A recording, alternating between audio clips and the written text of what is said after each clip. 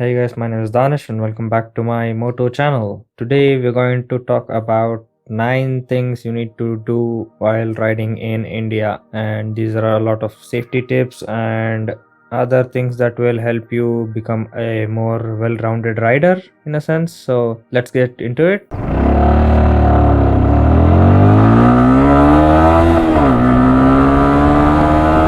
So point number 1 is going to be always indicate when you are changing lanes and taking a turn. So this is more of a helping your fellow riders to know whether you are just switching through a lane or swerving through traffic. If you just indicate, it will let them know that they have to either push to overtake you or hold back and let you through.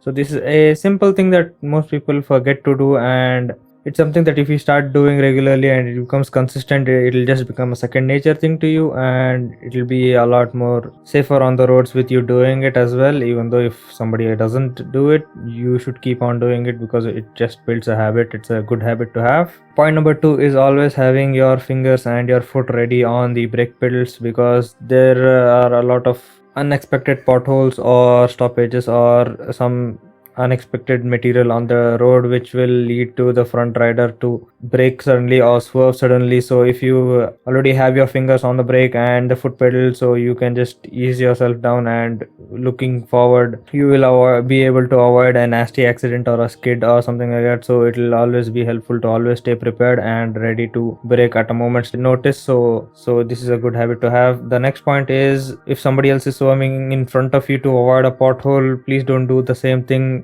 by yourself again in medium to high traffic, because it will already be a jam-packed experience and you will not have the space to swerve, and if you swerve, somebody else will be there in proximity and you might have a collision with each other. So if there is a pothole or an obstruction on the road, either slow down completely and go through the obstruction safely, or just brace for impact and just go through it at whatever speed you're going. This will reduce the risk for other motorists as well. Or if you really want to swerve and there is no traffic around you, please look into the mirrors and make sure that nobody is there before swerving. So this is something you need to keep doing regularly, because you can't just spot the pothole and then look at your mirrors. Otherwise you'll go directly through the pothole at top speed, which is not something ideal that you should do. So the next point here is, do not panic brake at all in the city, because the road conditions are not ideal in the city or on the highway as well, because there will be dust, mud, water, or just something else like oil as well on the road, which will hamper your braking performance. And if you just clamp down on your front or rear brake at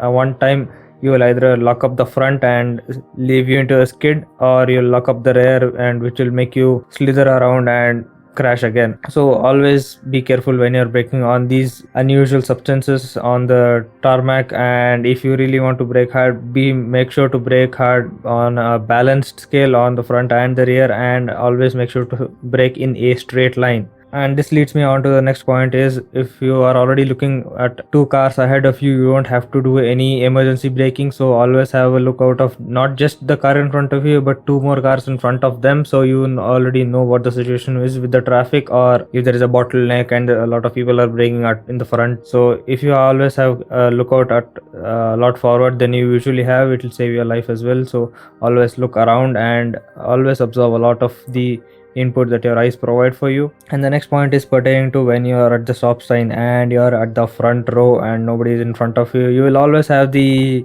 itch that you should gun it right as soon as the green light turns. So I would not propose that you do this, but if you are going to do that, just make sure that you wait for a second after it turns in, because there will be somebody else in the opposite direction who will go through the yellow just to avoid stopping. So this will just prevent a nasty accident between the two of you colliding at a high average speed. And you can gun it if there is nobody around you and there are no pedestrians crossing the road and there are no cars going through the intersection. And just make sure that you're under the speed limit and you don't go directly balls out to the next signal and just brake heavily again over there, which is another scene that might happen. Another issue that I am seeing in the Bangalore traffic is a lot of the youngsters who like to just hoon around without their headlights on, which I really don't understand, because a lot of the bumps and the potholes are not highlighted or visible in the dark, or a few of the humps that are built on the road also are not highlighted with reflectors or any zebra pattern on it. So it is really an irresponsible way to ride, so always use your headlights to see far ahead of you, and don't just show off. Showing off that you can ride without a headlight is just showing off that you don't have a brain inside your head. So always use your headlights to